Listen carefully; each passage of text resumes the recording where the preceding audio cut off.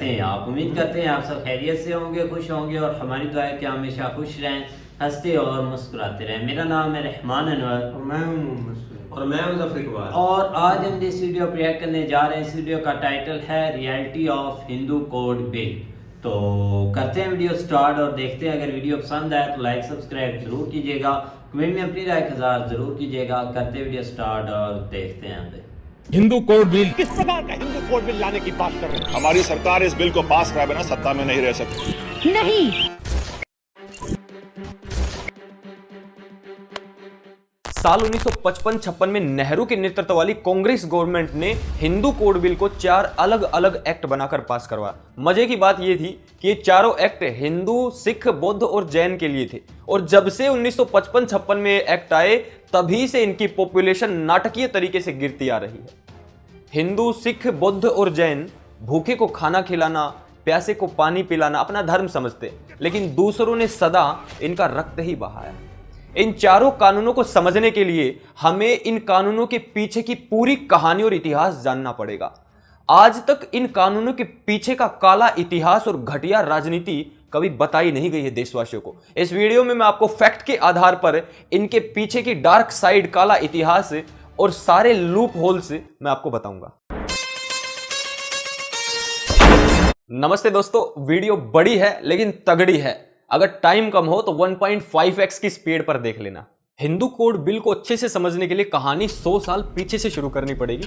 तो शुरू करते हैं। 1857 से पहले अधिकांश हिंदू रियासतें हिंदू विधि विधान से अपने शासन को चलाती थी।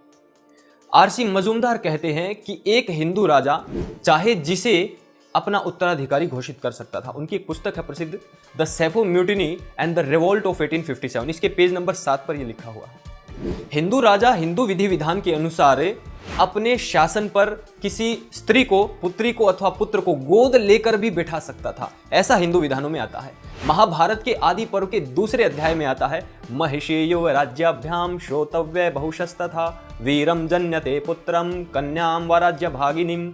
अर्थात इस इतिहास को युवराज और रानी को बार बार सुनना चाहिए ताकि ऐसा पुत्र पैदा हो जो शासन पर बैठे, अथवा कन्याम व राज्य भागिनीम, अथवा ऐसी कन्या उत्पन्न हो जो राज्य सिंहासन को संभाल सके। महाभारत में ऐसा आता है। वेदों में भी आता है। ऋग्वेद के मंडल 6 के 75वें सूक्त के 13 और 15वें मंत्र का अर्थ है कि एक रानी राजा के अभाव में सेनापति होगी और जो रानी अस्त्र शस्त्रों को छोड़ने वाली हो, चलाने वाली हो, उसका सम्मान सभी क्षत्रियों करना, उसका सत्कार आदर सभी क्षत्रियों विद्वानों को करना चाहिए। यह हिंदू विधान की महान बातें थी जिसको लॉर्ड डलहौजी, उस समय के गवर्नर जनरल ऑफ इंडिया, उसने मानने से इनकार कर दिया और हिंदुओं पर 2 बड़ी कार्रवाई की।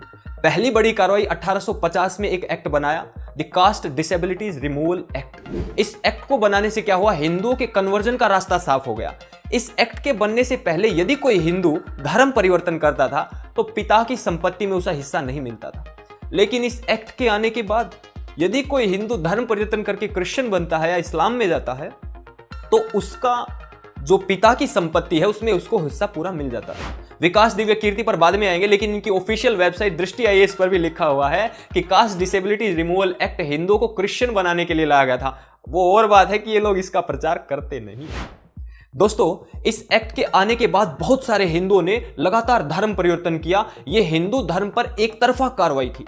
दूसरी बड़ी कार्रवाई लॉर्ड डलहौजी ने 1848 से 1854 के बीच में की। उसने 5-6 बड़ी हिंदू रियासतों, जिसमें से सतारा 1848 में, जैतपुर 1849 में, संबलपुर 1849, झांसी 1853 और नागपुर 1854, ऐसी अनेक हिंदू रियासतों को डॉक्ट्रिन ऑफ लैप्स यानी कि हड़प नीति, चूक की नीति के तहत कब्जा कर लिया था इन पर। चूक की नीति क्या है? जॉन की अपनी पुस्तक इंडिया अ हिस्ट्री के पेज नंबर 433 में कहते हैं कि इस नीति के तहत ब्रिटिशर्स ने ऐसा कानून बनाया कि यदि किसी राजा की कोई संतान नहीं थी, पुरुष संतान यानी कोई पुत्र नहीं था, तो उसकी मृत्यु के पश्चात उसके शासन को छीन लिया जाएगा, उसके राज्य को, उसके धन को छीन लिया जाएगा और वो ईस्ट इंडिया कंपनी का हो जाएगा।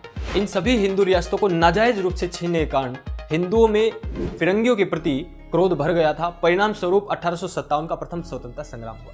डोगलस एम्पियर अपनी पुस्तक India under colonial rule 1700 to 1885 इसके पेज 64 पर कहते हैं कि उस समय ब्रिटिशर्स भारत में 40,000 थे, जिनमें से 6,000 ब्रिटिशर्स का कत्ल कर दिया गया था। इतना जबरदस्त ये संग्राम हुआ था।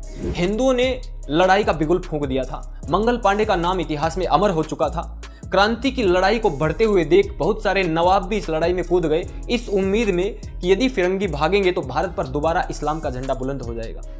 बहती गंगा में कौन हाथ नहीं धोना चाहता है।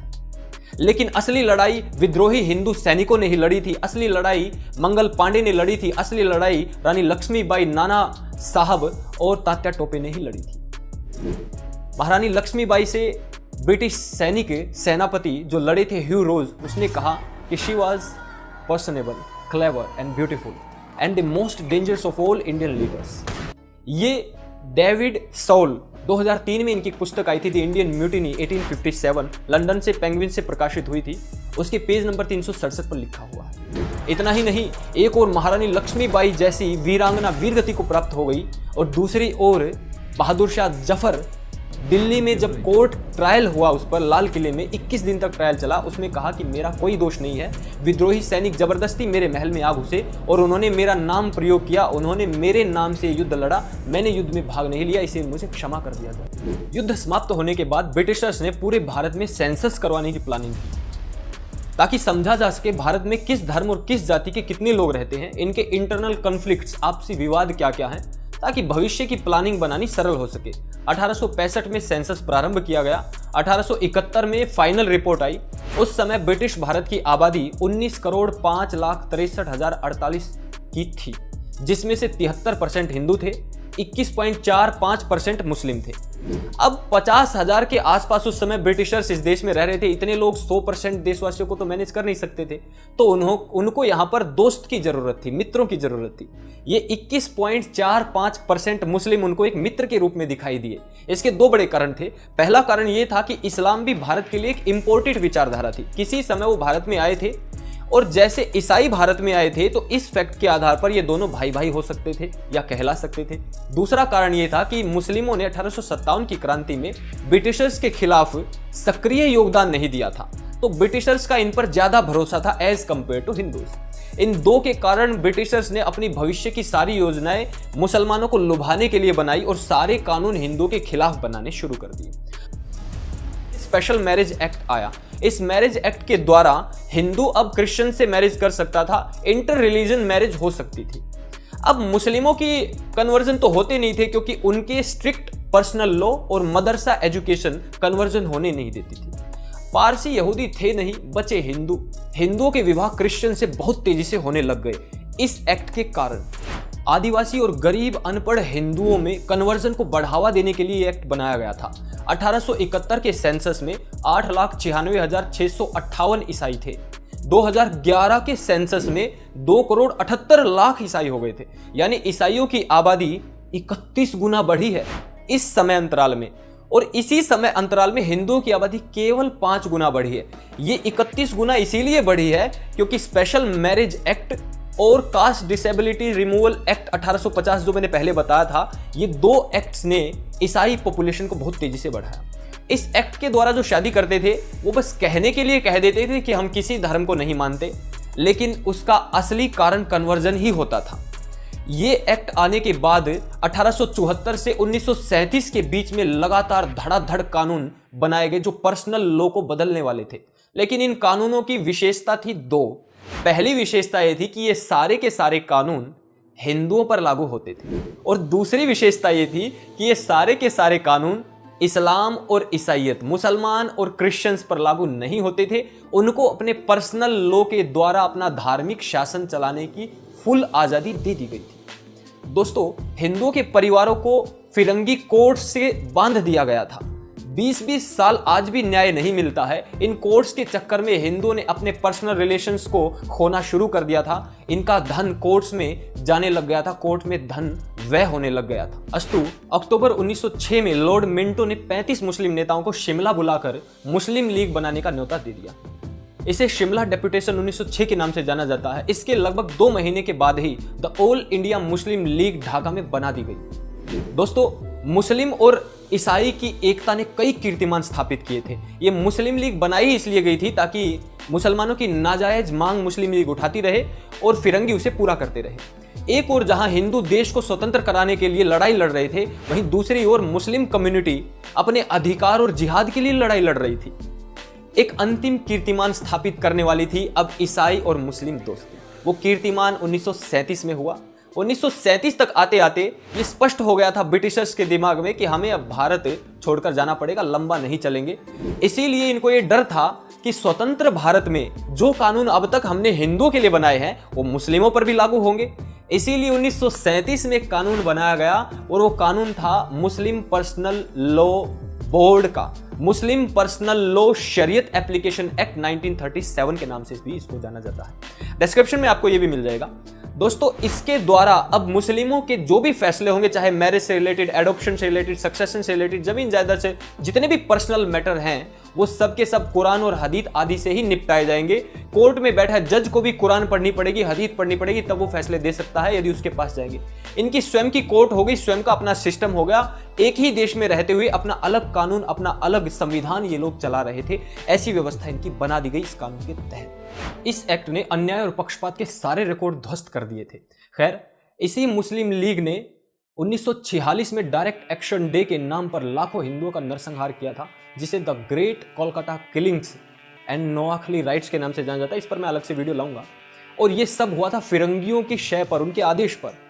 दोस्तों, हैरान करने वाली सबसे बड़ी बात यह है कि 1937 में बना हुआ मुस्लिम पर्सनल लॉ एक्ट, शरीयत एप्लीकेशन एक्ट, आज भी भारत में मुस्लिमों के लिए काम कर रहा है। मुस्लिम आज भी भारत में अपनी अलग सत्ता चला रहे हैं। यह सबसे हैरानी की बात है। खैर, जहां एक और मुस्लिम और ईसाइयों को उनके धार्मिक कानूनों के अनुसार जीवन जीने की खुली छूट दी गई, वहीं दूसरी ओर हिंदुओं के धार्मिक कानूनों को पूर्ण रूप से समाप्त करने की प्लानिंग बनाई गई। इसी प्लानिंग के तहत 1941 में फिरंगियों ने अपने विश्वास पत्र BN राव की अध्यक्षता में हिंदू लॉ कमेटी बनाई। यही कमेटी हिंदू कोड बिल की शुरुआत थी। इस कमेटी ने अपनी पहली रिपोर्ट फिरंगियों को 1944 में सौंपी थी। इस बीच संविधान सभा का गठन 6 दिसंबर 1946 में कर दिया गया। भारत आजाद होने वाला था, सब तैयारियां हो चुकी थी। 11 दिसंबर 1946 को डॉक्टर राजेंद्र प्रसाद को संविधान सभा का स्थायी अध्यक्ष घोषित कर दिया गया और उसके लगभग 2 महीने के बाद BN राव की इस हिंदू लॉ कमेटी ने फरवरी 1947 में अपनी दूसरी और फाइनल रिपोर्ट इसी संविधान सभा को सौंप दी। अब अगस्त 1947 में भारत और पाकिस्तान नामक 2 देश बन गए। भारत के टुकड़े हो गए, ये आप सब जानते हैं। टुकड़े होने से पहले भारत में हिंदुओं की आबादी 64.7% थी, लेकिन टुकड़े होने के बाद, पाकिस्तान अलग होने के बाद जो भारत बचा उसमें हिंदुओं की आबादी 85% थी।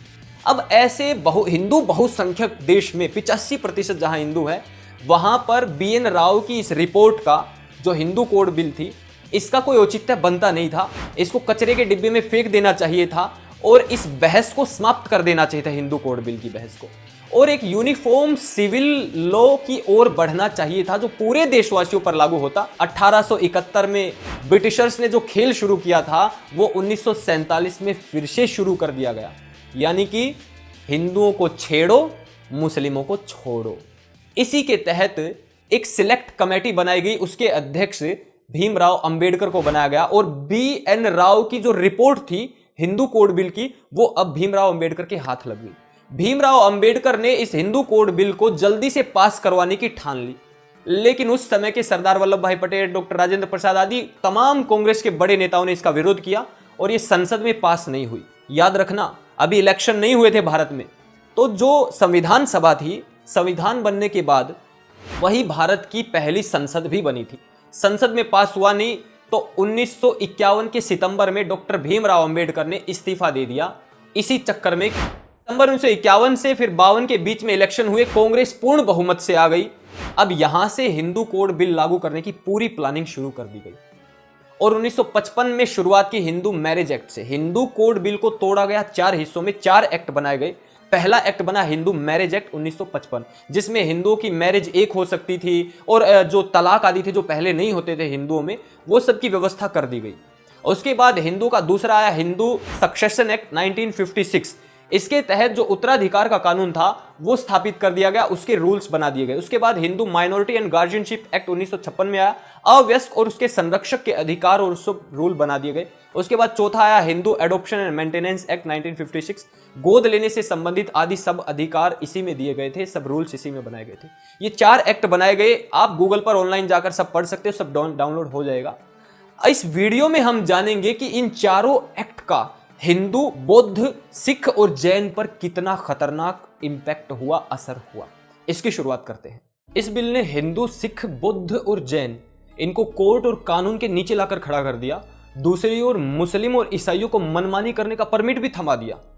इतना ही नहीं, कहा गया था कि एक बार इन 87-87% हिंदू, सिख, बौद्ध, जैन पर लागू कर देते हैं, बाद में यदि एक्सपेरिमेंट सफल हुआ तो यूनिफॉर्म सिविल कोड बना देंगे, मतलब कि ईसाई और मुस्लिमों को भी ले आएंगे। आज तक ऐसा नहीं हुआ है। एक्सपेरिमेंट जब भी होता है तो चूहे पे होता होगा। यहां 87-88% पर एक्सपेरिमेंट हो रहा है, 12-12.5% को अलग छोड़ दिया गया है। यह भी दुनिया का सबसे जबरदस्त उदाहरण होगा तुष्टीकरण का, अपीजमेंट का। दोस्तों, आजादी से पहले मुसलमान तलवार के बलबूते पर खुलेआम धर्मांतरण करते थे। ईसाई फिरंगियों के नीचे रहकर खुलेआम कानूनों का फायदा उठाकर धर्मांतरण कर लेते थे। लेकिन आजादी के बाद एक कानून बनाया गया, हिंदू कोड बिल, जो कन्वर्जन में काम आया। ये हिंदू कोड बिल कम था, हिंदू कन्वर्जन बिल अधिक था। मैं सिद्ध करना चाहूंगा अपनी बात को, केवल एक एग्जाम्पल के द्वारा बताऊंगा। दोस्तों, हिंदू मैरिज एक्ट 1955 को लेते हैं। इस मैरिज एक्ट में एक प्रावधान था जिसमें हिंदू एक ही शादी कर सकता था। जब डिवोर्स हो जाए यदि उसका, तो वो दूसरी शादी कर सकता था। बिना डिवोर्स के यदि वो दूसरी शादी कर लेता था तो उसे जेल हो सकती थी। ये सीधा सीधा प्रावधान था। गाइस, तो बिल्कुल भाई इसका पार्ट 2 ज़रूर बनाएंगे। बाकी भी भाई के देखेंगे क्योंकि बहुत अच्छी इन्फॉर्मेशन है। लेकिन ये कि स्टार्ट से जैसे एक हिस्ट्री रही है भाई, हिंदू और सिख, जैन, मुसलमान, ये क्योंकि भाई अब देखा जाए तो अब भी ये चीज़ें चलती हैं, लेकिन उस वक़्त कुछ ज़्यादा थी क्योंकि हर कोई जो भी बैठा हुआ था उस टाइम सत्ता में, वो भाई अपनी ज़ात पात कोई देख रहा था, तो ज़्यादा उस वक्त ज़ात पात जो अब देखो ना, एक ब्रिटिश जो थे ना, उनके पास एक नाड़ थी सबकी।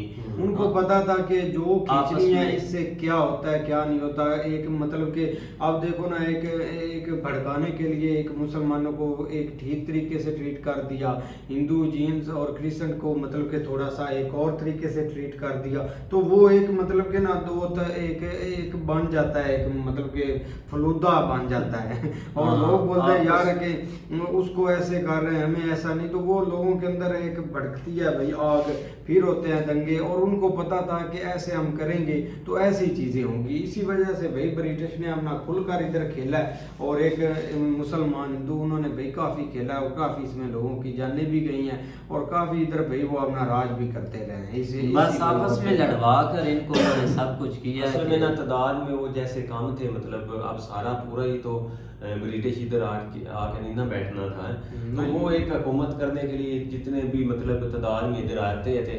लेकिन ये कि वो यहाँ के लोगों की जो है ना वो नब्ज़ देखते थे कि यहाँ पे क्या चल रहा है, किस तरह जो है ना वो हम इनको अपने हाथ में कर सकते हैं। जाहिर बात है, जब ये सब कुछ होने के बावजूद, मतलब एक दो मुल्क अलहदा बनने के बाद एक जो परसेंटेज है वो 87 तक पहुंच जाती है एक हिंदू कम्युनिटी की, तो उस वक्त ये इस तरह के जो है ना वो बिल या लॉ जो है ना वो उनका करदार एक किस्म का ख़त्म हो जाता है। लेकिन उन्होंने फिर भी ऐसी चीज़ें दरमियान में रख दी कि ये एक ना इन मामलात में उलझे रहे। लेकिन ये कि उसका अभी तक तो मतलब इंडिया में ये फ़ायदा हुआ कि वो लोग, ठीक है ये चीज़ें साथ थी, लेकिन फिर भी उन्होंने काफ़ी हद तक इन चीज़ों से हट के मुल्क का सोचा।